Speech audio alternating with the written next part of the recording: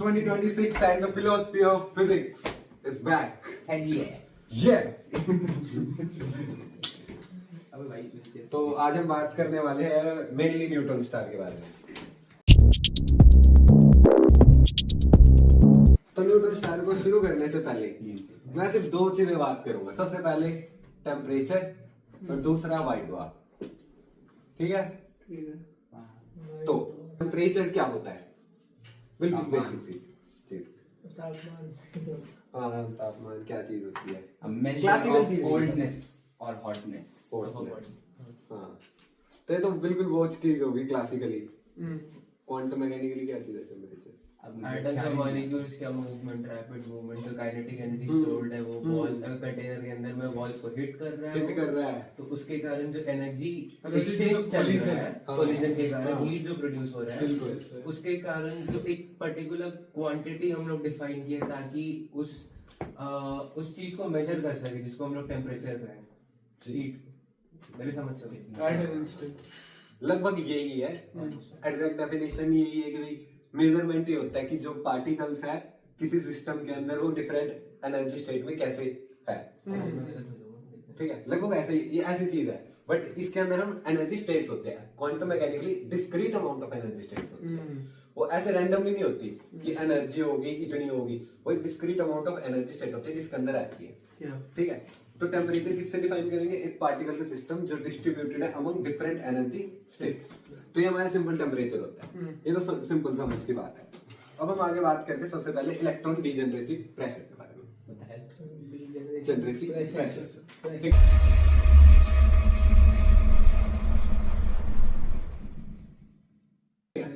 अब हमारे पास ये स्पेस है। Electron degeneracy, electron electron electron electron electrons है हमारे पास।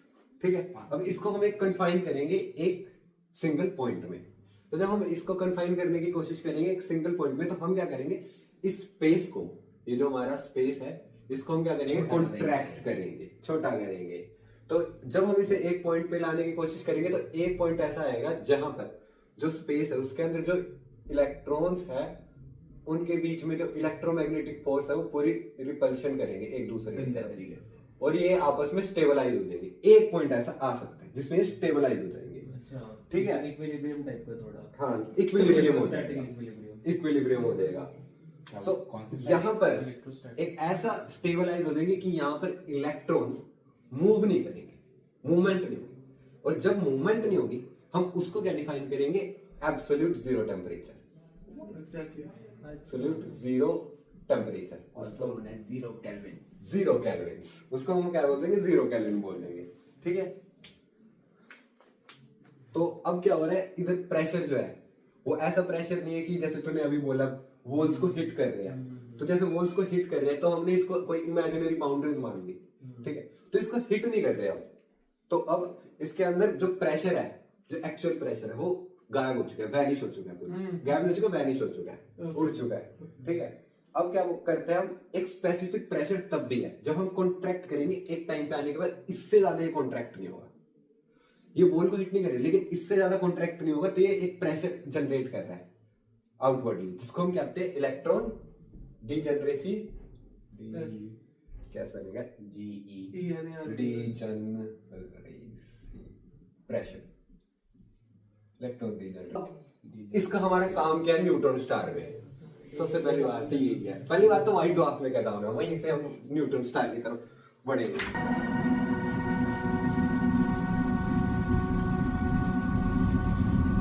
हमारे पास एक स्टार है। ठीक है, अब वो क्या करता है? वो एक हीट जनरेट करता रहता है। स्टार कैसे करता है? वही सिंपल सा fusion, hydrogen hydrogen hydrogen hydrogen fusion वो करके हीलियम हैवी एलिमेंट्स में वो कन्वर्ट होते जाते हैं। हाँ, हीलियम निकालता है, एनर्जी निकालता है। बस यही सब होता है। फ्यूजन होता है स्टार में, हाइड्रोजन हाइड्रोजन मिक्स होता है, फिर वो हीलियम और एनर्जी निकालता है। वो हीट जनरेट करता है। जो बैलेंस क्या करते हैं? उसकी ग्रेविटी। अब एक स्टार है, उसके पास ग्रेविटी है, वो उसको अपने एक पॉइंट में कन्फाइन करने की कोशिश करनी चाहिए, लेकिन वो क्यों नहीं हो पाता है? क्योंकि वो क्या जनरेट कर रहे हैं, एनर्जी रिलीज भी जो होती कि है सामने। स्टार्टिंग में बैलेंस है, न्यूक्लियर हाँ, फ्यूजन के कारण जो बिल्कुल। एनर्जी रिलीज हो रहा है वो आउटवर्ड है, Outward और है। जो ग्रेविटी है वो अंदर Inward है। जो कि बैलेंस एक बना के रखता Balance बना के है, तब रखता तक है। चलेगा जब तक कि अंदर में बचा हुआ हाइड्रोजन है जो कि फ्यूज हो सके हेवियर एलिमेंट्स में, Heavier इस पॉइंट पे उसके आगे कंटिन्यू हाँ वही न्यूक्लियर फ्यूजन वाले सब कुछ, ठीक है। अब हो क्या रहा है, जब ये ग्रेविटी और जो ये फ्यूजन है अपना, ये बैलेंस नहीं हो पाते, तब क्या होता है, तब हमारे पास क्या होता है, जो हमारे स्पेस टाइम है वो रैप होने लग जाता है, क्योंकि ग्रेविटी जीत रहेगी। क्योंकि तब क्या हो रहा है, ग्रेविटी जीतने की कोशिश Gravity करती जीत रही है। है। तो इसको हम क्या बोलते हैं, जब हमारा जो स्पेस टाइम है वो क्या होने लग जाता है, रैप होने लग जाता है इस इधर, तो इसको हम बोलते हैं gravitational collapse. Gravitational collapse. And why does this happen? क्यों, क्योंकि वो जब हीट इतनी जनरेट नहीं कर पाता, क्यों नहीं कर पाता? क्योंकि हाइड्रोजन कन्वर्ट हुआ हीलियम में, हीलियम। हीलियम फर्दर कन्वर्ट हो रहा है, Further। वो आगे बढ़ता जा रहा है, एक पॉइंट आएगा जब वो सबसे हैवी एलिमेंट, जहां तक मुझे याद आ रहा है, आयरन, आयरन में वो कन्वर्ट होगा। अब तुम्हारे पास यूज करने के लिए ना ही हाइड्रोजन है ही नहीं, तो हीट कैसे जनरेट होगा, फ्यूजन होगा ही नहीं उस पॉइंट पे, तो फ्यूल घटने के कारण उसका फ्यूजन नहीं हो पाएगा एक पॉइंट पे, तो उस ग्रेविटी पॉइंट इज पे द ये ओनली होगा। वे जहां पर वो स्पेस टाइम को कॉम्प्रोमाइज हाँ, करके और वो जो आयरन का कोर बचा उसको वो कंप्रेस कर रहा है, ग्रेविटेशनल कोलैप्स जो हो रहा है वो उसको दबा रहा है, ऐसे बाकी तो ये बताएगा डिटेल में। अब जो हमारा ग्रेविटेशनल कोलैप्स है, इसके पास हमारे पास दो कंडीशन आती है। पहली तो ये कि जो स्टार है वही कॉन्ट्रैक्ट हो जाए, अब स्टार कॉन्ट्रैक्ट होने लग जाए, जगह स्टार ही एक पॉइंट में कॉन्ट्रैक्ट हो जाए तो हम उसको क्या बोलते हैं, सिंगुलैरिटी। ब्लैक होल, सिंगुलैरिटी, बिल्कुल सही चीज। लेकिन अगर स्टार जो है, जैसे इलेक्ट्रॉन डीजेनरेसी प्राइसर था, मतलब वो बहुत डेंसर है या कुछ ऐसा है कि वो जो इलेक्ट्रॉन है वो बैलेंस कर रहे हैं और ये कॉन्ट्रैक्ट नहीं हो पा रहा स्टार, तब क्या बनता है, तब हमारे पास बनता है व्हाइट ड्वार्फ। ये डिपेंड करता है एनर्जी ऑफ द स्टार पे। नहीं, एनर्जी पे नहीं, इसकी एक लिमिट है, चंद्रशेखर वो है अपनी पे, मास ऑफ स्टार अगर लेस देन 1.4 मास ऑफ सन, ये भी अप्रोक्सीमेटली एग्जैक्ट नहीं है, ठीक है। रेड जाइंट कैसे बनता है? ठीक है, वो अलग चीज है, वो अलग वीडियो में बताऊंगा, वो अलग, वो क्या अलग फॉर्मेशन है उसका। उसका अलग फॉर्मेशन। उसका कुछ तो होता है, वो मुझे याद नहीं आ रहा है, उससे थोड़ा सा मैं लेकिन अब नहीं पढ़ा था नहीं थोड़ा सा होता ही है कि हमारे पास जो रियलिटी है उसके अंदर सिर्फ इलेक्ट्रॉन्स नहीं होते, वहां पे न्यूट्रॉन्स भी होते हैं और दूसरे पॉजिट्रॉन्स भी होते हैं और बहुत कुछ होते हैं, सिर्फ इलेक्ट्रॉन्स नहीं होते।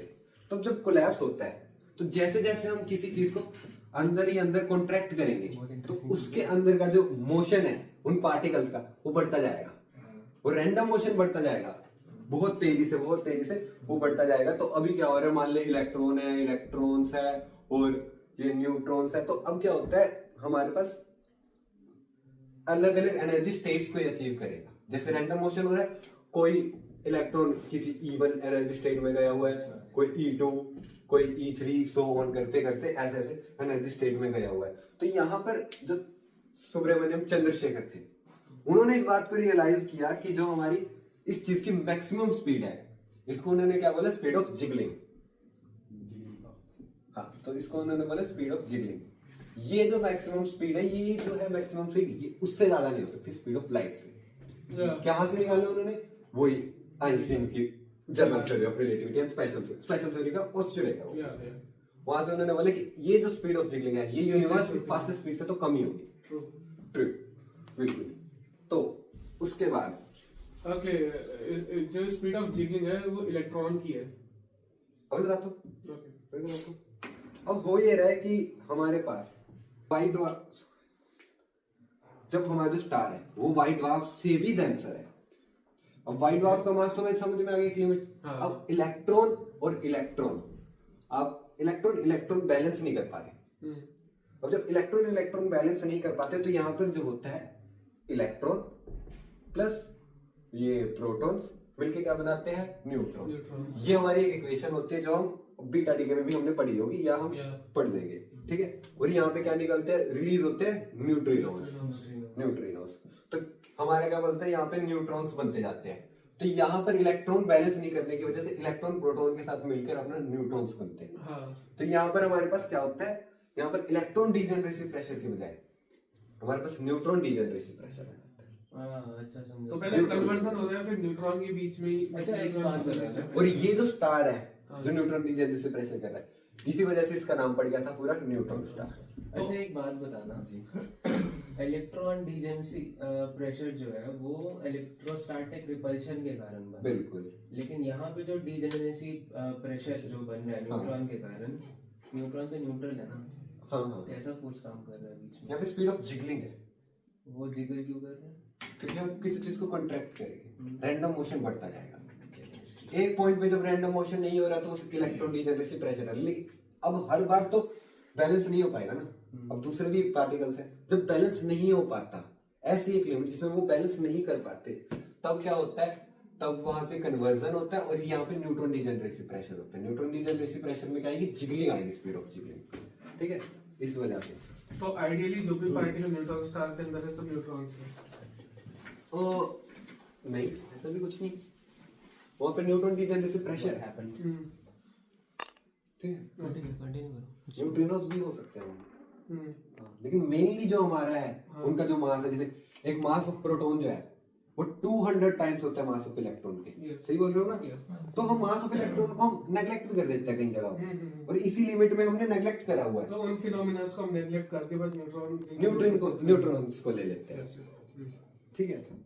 और हमारे अब चंद्रशेखर ने इस बात को रियलाइज किया था जब वो कहाँ से आए थे, इंडिया से इंग्लैंड की तरफ जा रहे थे पढ़ने के लिए। इंग्लैंड में पता ही हमें पढ़ने के लिए गए थे, वहां पे कौन सी यूनिवर्सिटी है, कैम्ब्रिज में, ठीक है।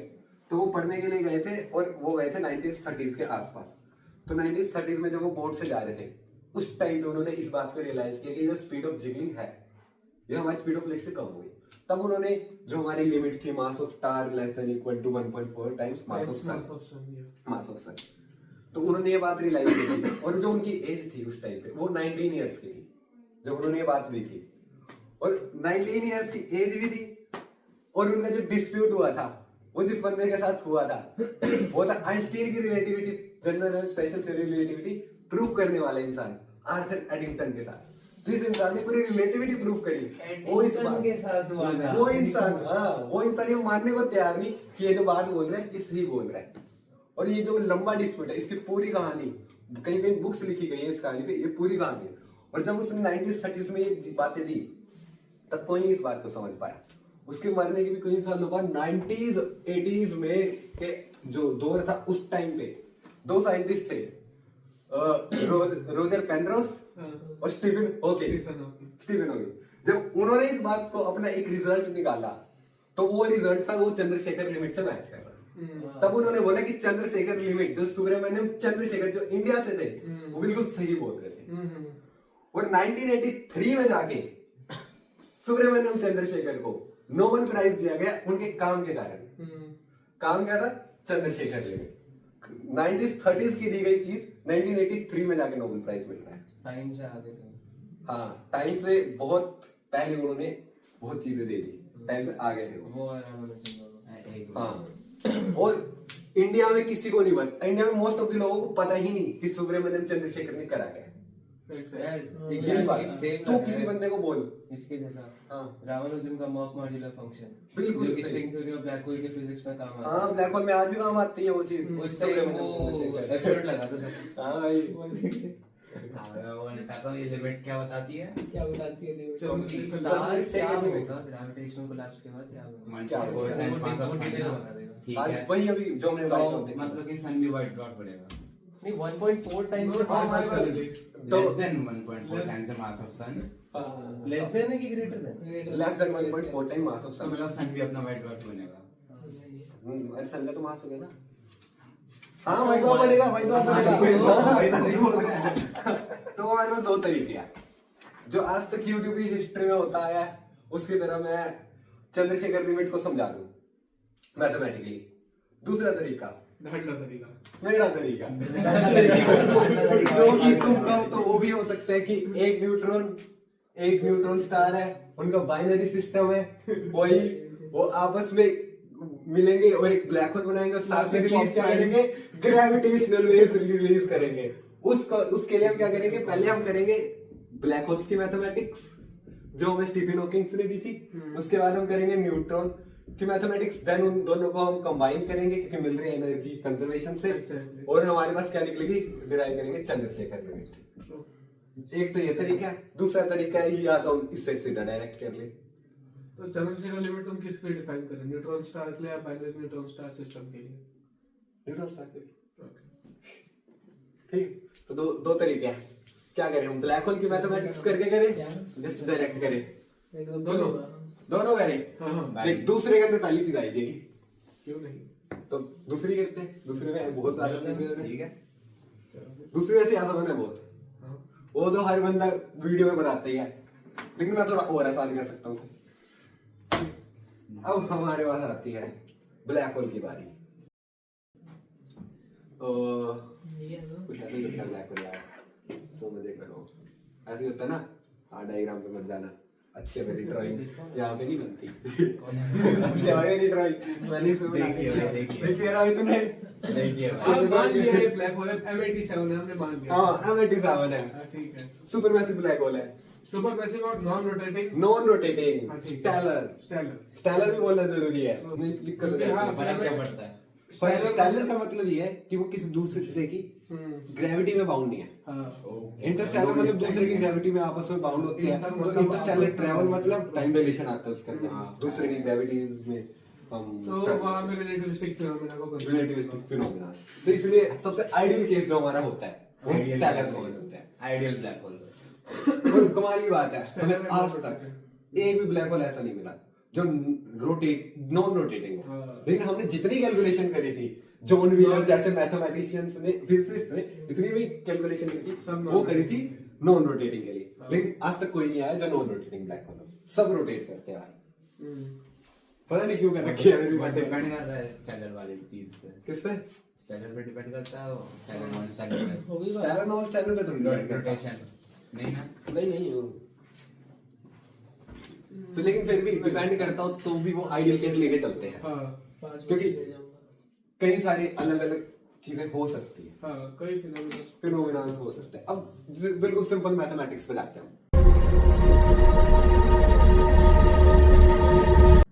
हमारे पास दो नंबर है 0 और 1, इसको हमें 3 डिजिट नंबर्स में लिखना है। 0 1 1 को।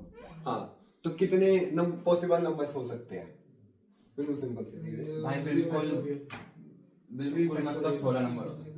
16 तो नहीं है, सॉरी 8 नंबर हो सकते हैं। बिल्कुल सही बात।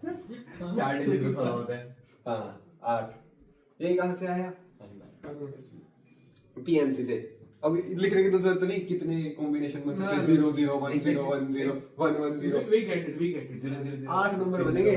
बिल्कुल मतलब 9th 10th क्लास की मैथ्स है, ये तो हम समझ ही जाते हैं। 11th क्लास एक ही बात है। एक ही बात है यार, लेकिन समझ तो 8th 9th वाले भी जाएगी। True. ठीक है, ये सिंपल सी चीज है कि भाई हमारी जो ये चीज है, ये 2 की पावर n है, 2 डिजिट है, और कितने हमारे पास, मतलब 3 डिजिट है, 2 नंबर है, तो ये क्या है, 2 का क्यूब 8 आ गया। ठीक है, बिल्कुल सिंपल सी चीज है। Yeah. अब हमारा क्या होता है, हम जैसे बिट्स में जाते हैं तो हमारे पास 0 और 1 में सारी कैलकुलेशंस करते हैं हम, इसलिए हमने 2 की पावर n को हम एक स्टैंडर्ड लेके चलते हैं हम इसमें। ठीक है, और जो हम बोलते हैं w इज इक्वल टू 2 की पावर n, ये हमें क्या देता है, ये हम स्टैटिस्टिकल मैकेनिक्स में अभी 2 महीने 3 महीने में पढ़ लेंगे। ये हमें देता है क्वांटम स्टेट्स, या फिर कई जगह देता है ये नंबर ऑफ कॉन्फ़िगरेशन,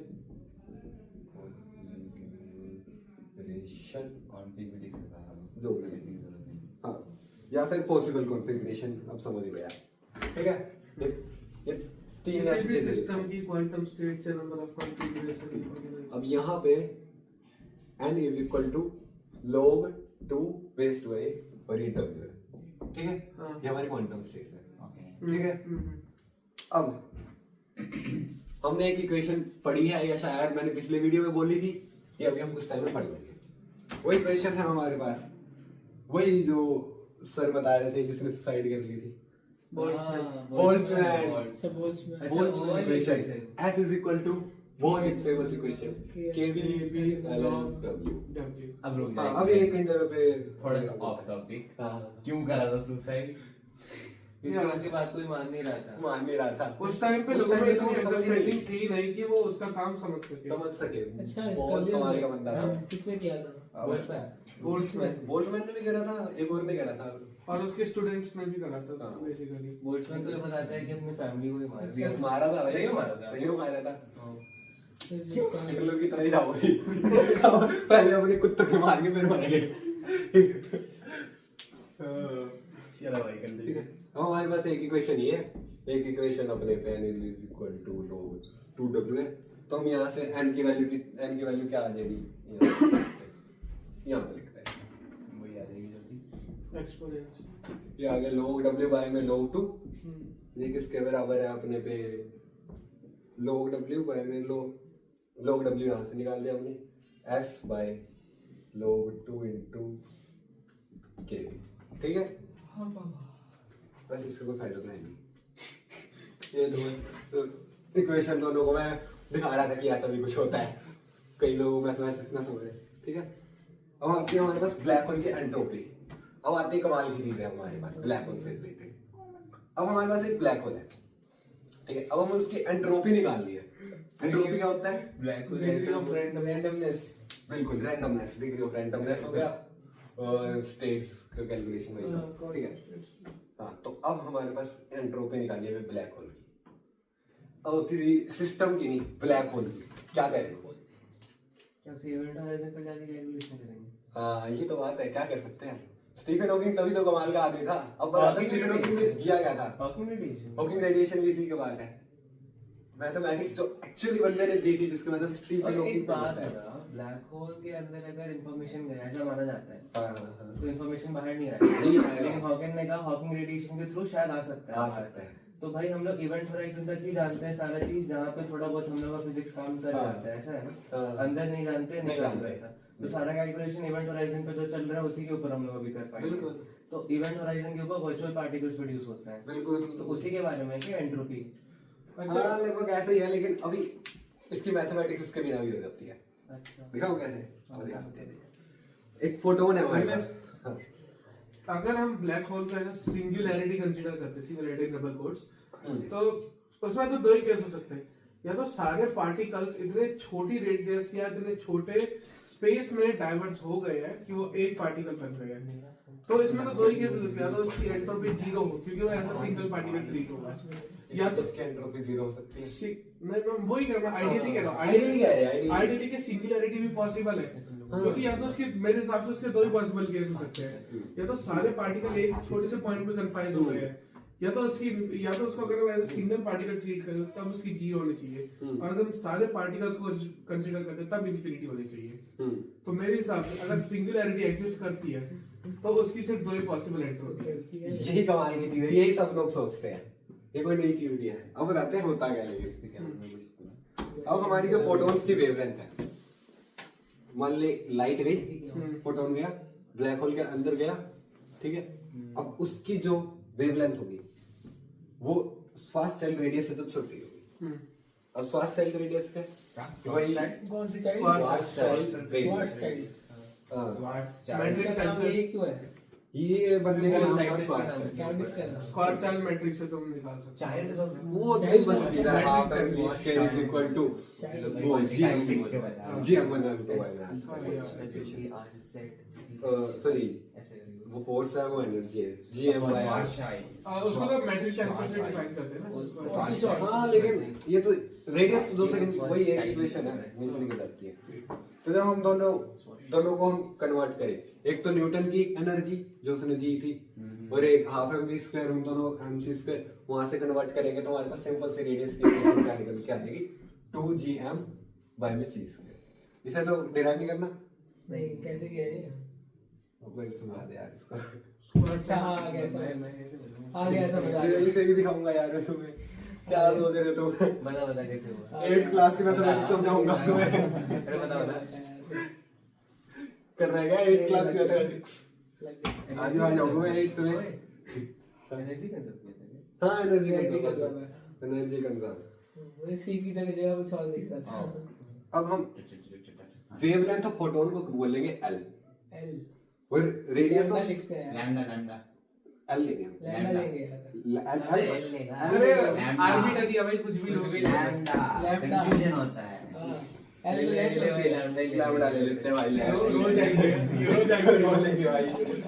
लैम्डा नहीं आता। साई बना दिया भाई। लैम्डा ले भाई, लैम्डा हो गया। ठीक है। For minimum energy of photon हमारे पास क्या आएगा? E is equal to hc by lambda होता HC है। by- या एच न्यू।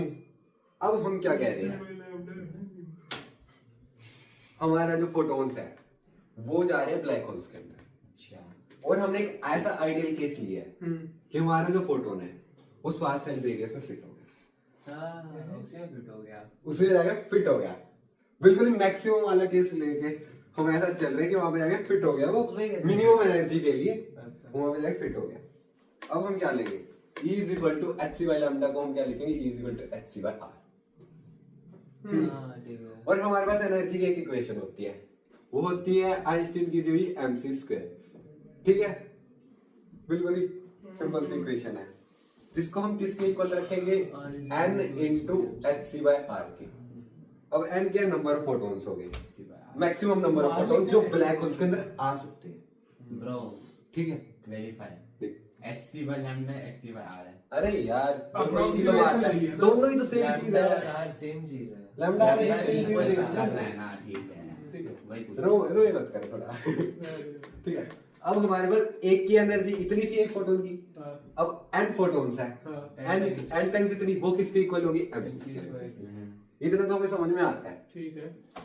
अब हम रेडियस क्या होता है हमारे पास, 2gm by c square। c²। ठीक है, अब r is equal to 2gm by c², यहाँ से मास कितना आ गया, r c² by 2। 2g। इतनी भी ठीक चीज है, इसमें कोई दिक्कत नहीं। अच्छा, अब हम इसको इधर तो भेज सकते हैं यार, mc² into r is equal to nhc। इसमें भी कोई दिक्कत नहीं है। नहीं है। सी से सी उड़ा दो, क्या करेगा? c से c हम उड़ाएंगे नहीं, लेकिन अभी नहीं उड़ाएगा? नहीं उड़ाएंगे। यहाँ से n की वैल्यू कितनी निकल गई यार, मैं सीधा भी कर सकता था, कितनी कैलकुलेशन करनी पड़ती है। 8th क्लास की मैथमेटिक्स। 8th क्लास की मैथमेटिक्स समझाने के लिए भी अरे सी से सी उड़ाते हैं ना, mc वही तो चाइनीज में बोल रहा था क्या मैं? ठीक है, अब इन सब को हटा देगा यार।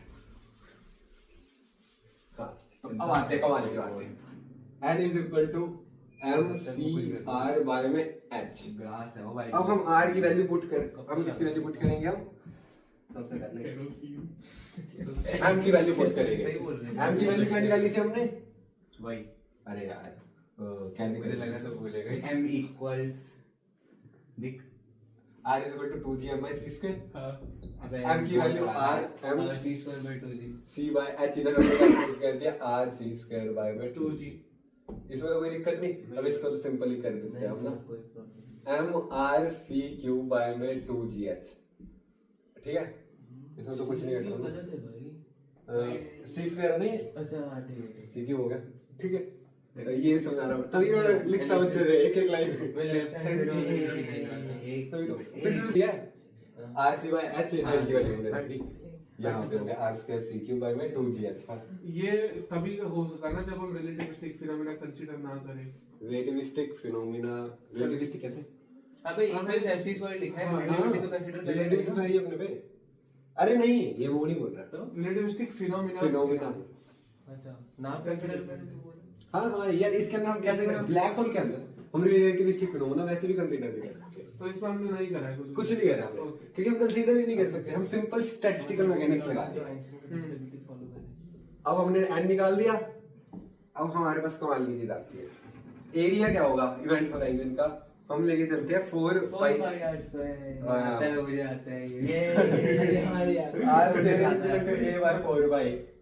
ठीक है, इसको हमने यहाँ पे जाके पुट कर दिया यार, तो एक तो अच्छा R square r square a c cube by में लिमिट निकालेंगे अभी a तक। h is equal to n। इसने लिमिट नहीं निकाली। कर रहा है कर रहा है। मैंने कर रहा है। ठीक है ना, कर रहा है। इतना तो आ गया ना, हाँ ये नंबर ऑफ फोटॉन्स, इसमें तो कोई दिक्कत नहीं। AC क्यूब बाय 8 क्या लिखा? a c cube by 8 by g h। Ready खराब है। अब हमारे पास 75 नजर आ रहा है वैसे। चुप रहो यार तुम अरे लोग। पाई है भाई, पाई भाई अब ठीक है, अब ठीक है, अब ठीक है। अब हम ये हमें रिड्यूस प्लैंक, इसका पता है क्या होता है? हाँ? Reduce Planck constant. नहीं। अरे नहीं यार पता। ये जो होता अच्छा, है h by 4 h by 2 पाई होता है भाई। अच्छा, ठीक है, sorry, h by 4 पाई हम हाइजेनबर्ग अनसर्टेनिटी प्रिंसिपल हाँ, की जो वही, थी वो है अच्छा, h by 4 पाई। मुझे लगा इसको हम ये बोलते हैं। ठीक है, तो बहुत लोगों को कंफ्यूजन होती है भाई इसमें, नई चीज नहीं है। अब n की वैल्यू हमारे पास क्या आएगी? ये आएगी, पर n की एक और वैल्यू आई थी हम पहले, s is equal to s by में log 2 kb। मैं भूल गया वो वाली। तो इसको हम क्या बोलते हैं? log 2 की हम जो इधर मैथमेटिकल वैल्यू ली गई है वो ली गई है 1.4427, ये आगे kb की। अब यहाँ से एंट्रोपी ऑफ ब्लैक होल निकल जाती है। ये क्या 1.44 यहाँ से एंट्रोपी जो हमारी वैल्यू निकलती है वो निकलती है a kb c cube by में 4hg into 1 by 4 pi into 1.4427 into 2 pi by में h। ये लगभग ये अपना ये ऐसे तो- वो नेग्लेक्ट हो जाता है, हाँ और इन दोनों इनको नेग्लेक्ट करते ही अपने पे ये बच जाता है। ठीक है।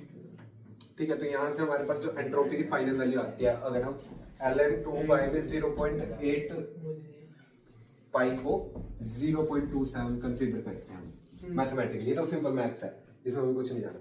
यहाँ से हमारी जो एंट्रोपी की वैल्यू आती है वो हमारे पास फाइनली जाके आती है, वो आती है a kb c cube by में 4 h डैश। ठीक है, रिड्यूस प्लैंक कांस्टेंट। ये हमारे पास फाइनली एंट्रोपी की वैल्यू आती है जो हमारी ब्लैक होल की है। अब इसके अंदर खास बात क्या है? क्या? इस इक्वेशन में खास बात दो है। ठीक है, इस इक्वेशन को हम पहले अच्छे से लिख लें। ठीक है, इसको लिखेंगे हम S A K B 1/4 into C Q H dash. अब इसकी खास बात क्या है कि इसके अंदर बोल्ट्जमैन कांस्टेंट है, speed of light constant, Planck constant, gravitation. इसके अंदर इतने कांस्टेंट है जो कि हमारे सारे के सारे जगह पे है। 4 अपने आप में कांस्टेंट है उसका। और तो अपने आप में कांस्टेंट है, तो ये हमारे न्यूटोनियन में आ गया, ये हमारे पास अच्छा, वो स्टैटिस्टिकल में आ गया, ये हमारे पास रिलेटिविटी में आ गया, ये हमारे पास क्वांटम मैकेनिक्स में आ गया। एरिया हो गया ना। ये एरिया हो गया। तो एंट्रोपी सिर्फ और सिर्फ एरिया पे डिपेंड कर रहा है। बिल्कुल, अब सही पकड़ा। उसमें भी क्या रेडियस पे डिपेंड कर रहा है, वो मास पे डिपेंड कर रहा है। सिंपल सी चीज हम बोलते हैं मास पे डिपेंड कर रहा है एंट्रोपी यहाँ पे। ठीक है, अब हमारे पास खास बात इस इक्वेशन की है, तो हमें दिख ही रहा है, ये तो बिल्कुल बेसिक चीज है। अच्छा, अब जो खास बात इस इक्वेशन में है वो है ये oh my God, c cube by में h ये जो अब हमें क्या बोलते हैं इसको, ये हमारी यूनिवर्स की सबसे स्मॉलेस्ट लेंथ है, प्लैंक लेंथ। ये ये तो हम मुझे पता है। बिल्कुल सबसे स्मॉलेस्ट लेंथ यूनिवर्स की, ये तो मुझे पता है। यहाँ पे इसकी डिराइव वैल्यू होती क्या है। थी? अब ये आ गई, अब बताता हूँ मुझे नाम पता a है, बाय में वैल्यू 4l का स्क्वायर, ये हमारे पास प्लैंक लेंथ। तो लेंथ ऑफ अभी लिख रहा हूँ ना उसकी, थैंक यू। ये हमारे पास आता है अंडर रूट ये बाय में is equal to 1.616 into 10 raised to power minus 20 नहीं 35 हाँ। 35 है मीटर। ये है प्लैंक की लेंथ, सबसे स्मॉलेस्ट, इससे छोटी तो कोई लेंथ हो ही नहीं सकती दुनिया में, क्यों? हो ही नहीं सकती। मैं बनाऊंगा इससे छोटी ना। इस जब तुम डिवाइड करते जाओगे एक ही चीज को, यहाँ पे आके इससे छोटी चीज कोई डिवाइड नहीं हो सकती। ये यूनिवर्स का कांस्टेंट है। जैसे सबसे फास्टेस्ट लाइट जो है वो स्पीड ऑफ लाइट है, सॉरी सबसे फास्टेस्ट स्पीड जो है वो speed है। सबसे fast light speed of light ठीक है भाई। सबसे फास्टेस्ट स्पीड जो हो जाता है है, वो हो स्पीड जाता ऑफ है। लाइट है। तो सबसे छोटी लेंथ जो है वो प्लैंक लेंथ है। मान ले, मान ले, अगर मैंने कर दिया डिवाइड तो पता है क्यों नहीं होते हैं डिवाइड? तो क्या तू टाइम मशीन बना देगा? इसका फायदा ये मैंने क्यों डिराइव किया है, न्यूट्रॉन स्टार में कहाँ फायदा आएगा, वो आएगा प्लैंक्स अच्छा। मास में, हाँ। वो सबसे स्मॉलेस्ट मास होता है, possible mass। पॉसिबल मास, वो प्लैंक्स मास होता है, और उसके जो डेरिवेशन होते हैं वो यहाँ से भी आएगी, और और न्यूट्रॉन स्टार से भी आएगी। इस इक्वेशन की ब्यूटी देखो ना, तीनों फिजिकल यूनिवर्सल कांस्टेंट कांस्टेंट यहाँ भाई मतलब सब कुछ आ गया कि ये मतलब इतनी कमाल की चीज। अब हम निकालते हैं एनर्जी, तो हमें पता है, अब हम निकालेंगे ऐसी चीज ओए जिसकी वजह से लोग हॉकिंग को जानते हैं। ओए हाँ पार्ट 2 में क्या क्या डालेगा? अभी इसके बाद बताऊंगा ना, ये थोड़ा सा रहेगा ना। थोड़ा सा हाँ थोड़ा सा पहले ब्लैक होल कंप्लीट कर लेते हैं ना, उसके बाद थोड़ा सा रहेगा ब्लैक होल को। अब एनर्जी क्या होता है, वो वही सिंपल सी HCR into N। अब N की जो हमने वो वैल्यू निकाली उसको हमें यहाँ पे मैथमेटिक्स लिख देता हूँ सिंपल।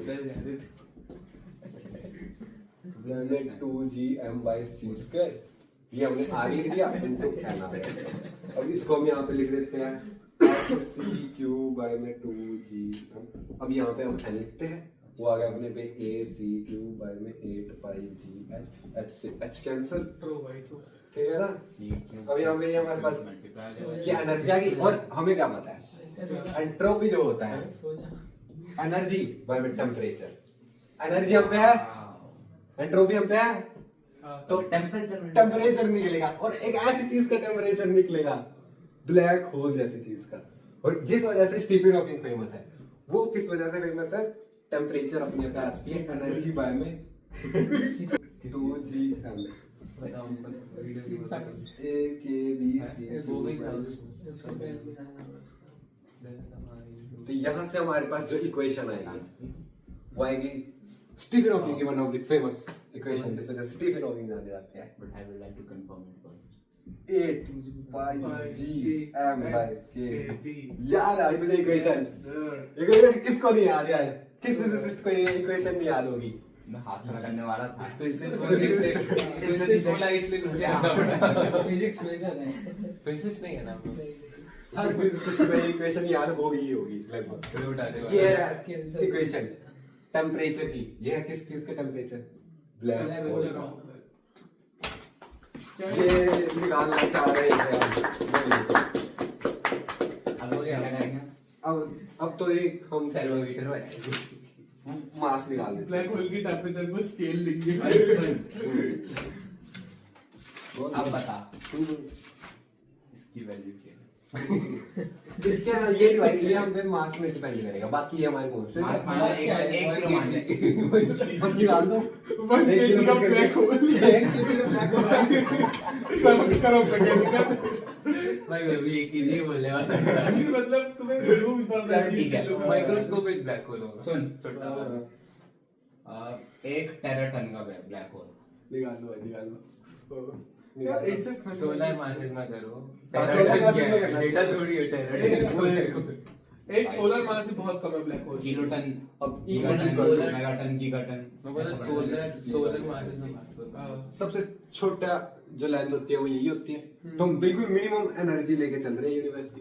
तो HC बाय में H-C³ बाय में G यहाँ पे लेके चलेंगे।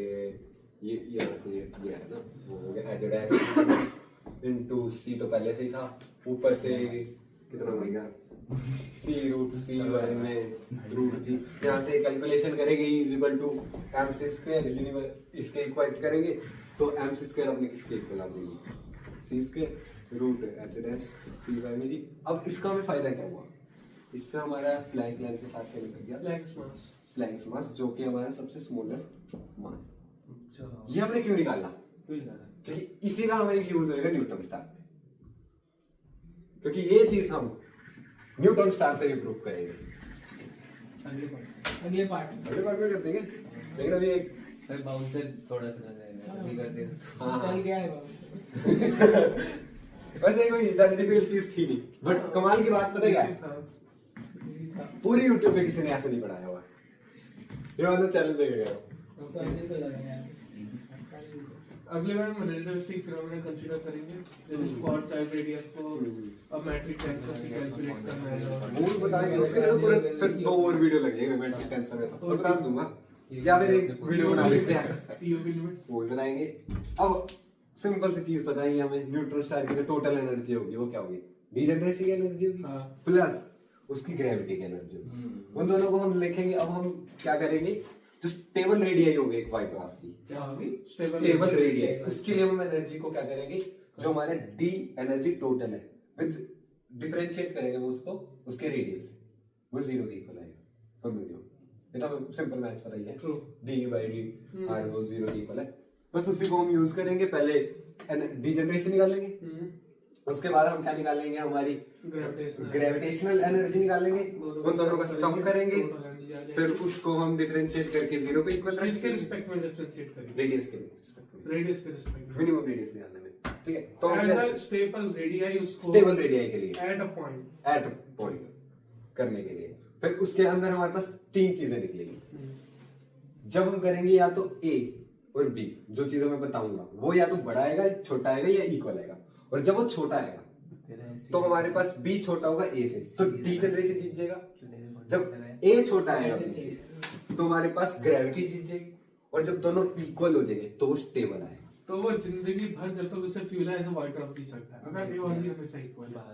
जब हाँ इक्वल है तो वाइट ड्वार्फ जी सकता है, और वहां से हमारे पास मैक्सिमम नंबर ऑफ न्यूक्लियस आएंगे, वो हमारी चंद्रशेखर लिमिट बताएगा मास, वो हमारे चंद्रशेखर लिमिट। अब इसकी कमाल की ब्यूटी क्या है कि पूरी इक्वेशन जब हम डिराइव कर देंगे, इस पूरी इक्वेशन के अंदर जो चीज आएगी वो आएगी जिसका लेना देना कहीं से नहीं है। पूरी इक्वेशन में हम नहीं यूज कर रहे ब्लैक होल की मैथ्स, फिर भी ये निकल के आएगा। ब्लैक होल की मैथ्स का हमने मास को इन जनरल ज्यादा यूज कहां किया? कहीं नहीं किया, लेकिन हमारे पास प्लैंक्स मास ज्यादा है, प्लैंक्स मास वहां से निकला था डिराइव हुआ फर्स्ट टाइम, इंटरेस्टिंग। और फिर वहां से क्या डिराइव, वहां से निकलेगा ये, और जो दोबारा प्रूफ करेगा कि हमारी दुनिया की सबसे स्मॉलेस्ट पॉसिबल मास क्या है, प्लैंक मास। वाओ, उसके बाद फिर हम टीओवी लिमिट्स में अच्छा, जाएंगे। ये h को रिड्यूस प्लैंक कांस्टेंट करेंगे ना, रिड्यूस प्लैंक कांस्टेंट। हाँ ये रिड्यूस प्लैंक को h by 2 ठीक है। ठीक है, 4/4 ठीक है। जैसे हमने चंद्रशेखर लिमिट पढ़ ली, तो जब हमारा जो फ्यूजन होता है एक ऐसा पॉइंट भी आ सकता है जब उसके अंदर भी रैंडमनेस ना हो, तब वहां पे जो निकल के आएगा वो हमारे पास आएगा टीओवी लिमिट, बस इससे ज्यादा कुछ नहीं। टीओवी लिमिट कौन सा लिमिट? टीओवी लिमिट, अब उसकी full form full form full form बता। Something Oppenheimer Hilbert type, Tolman Oppenheimer Volkoff दिया था।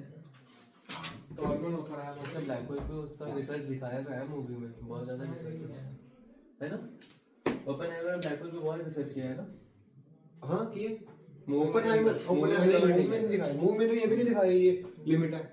मूव में तो जो दिखाया बस वही था, एटॉमिक बम उसने बनाया और बस वही नाजी वाली कहानी डिस्ट्रॉयर। लोगों को पता ही नहीं भाई क्या क्या करके गया यार उसका, वो लोगों को लगता है एटॉम बम बनाया बस। ठीक है, अब जैसे हमारे पार्ट 2 हाँ चल ठीक है, ये आखिरी चीज बताता हूँ, ठीक है, इसके बाद खत्म करते हैं। वीडियो पे क्या कहेंगे लोग, इन्हें भागने की होगी। अब हमारे पास न्यूट्रॉन स्टार्स है, ठीक है। जब हम मर्ज करेंगे तो हमारे जो निकलेगा वो ग्रेविटेशनल वेव्स आएगा, जो लाइगो हाँ, हाँ LIGO ने डिटेक्ट किया था, ग्रेविटेशनल वेव डिटेक्ट करा था GW 170817, इसने डिटेक्ट करा था, जो भी LIGO की चीज थी। क्या है? इसमें नाम है ये किस चीज का? जो भी डिटेक्टर था उसका। भाई तो लाइगो इतना लंबा नाम याद करने में जो मेहनत लगाया वो गलती कर दिया मैंने। लाइको क्या होता है? Laser interferometer gravitational wave observer. अरे ओह माय हाँ ये है, काफी बड़ा था। इसे तो लाइगो बोलते हैं। कि ये 2 न्यूट्रॉन स्टार है। अब अरे ये देखते हो ना। ये ओवरलैप क्यों कर रहे हैं पहली बात। हाँ, अब लग रहा है कि कुछ तो हो रहा है।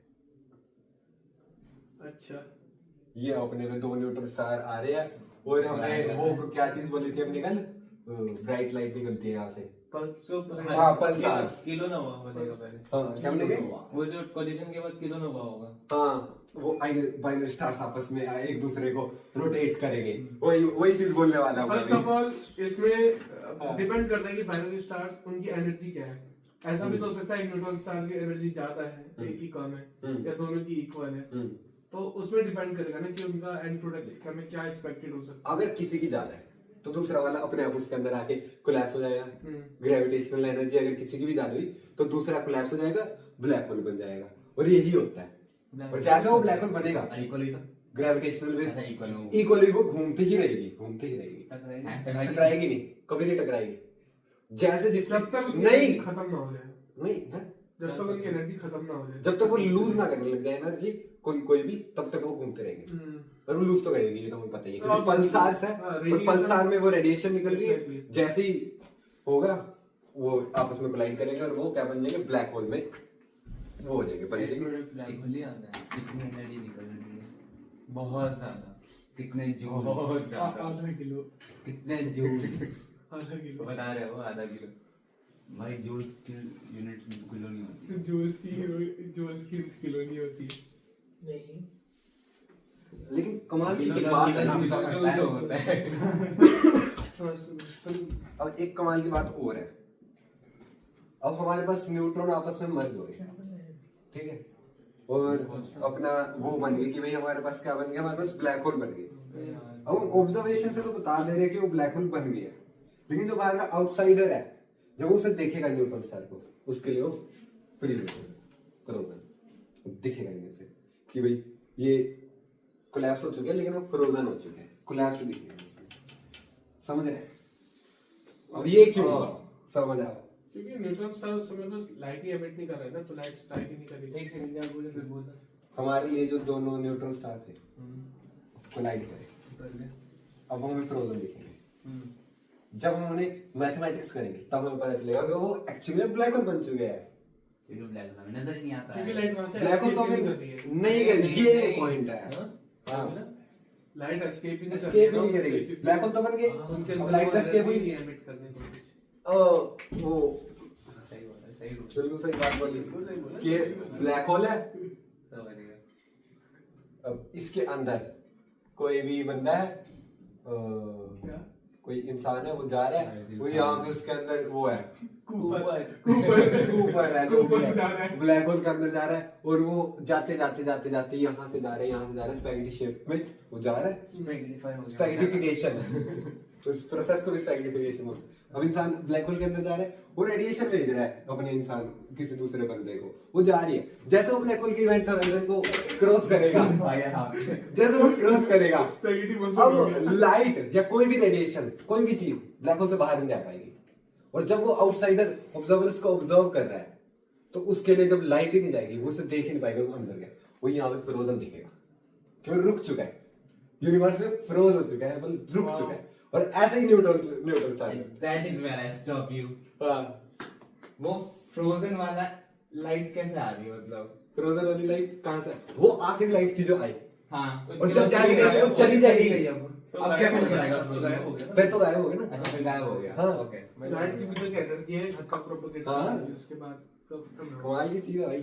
ठीक है, तो एंड कर सकते हैं हम। ले फिर कैच अगले में फिर हम कैसे कैच करने के वीडियो के एंड में अब होता है वीडियो का एंड 40 मिनट हो गए। कुछ बोलना चाहेंगे वीडियो के एंड में? मिलते हैं पार्ट 2 में। पार्ट 2 में जल्द ही 2026 and the philosophy of physics. Time भाई। Thank you. And 3, 2, 1, bye bye.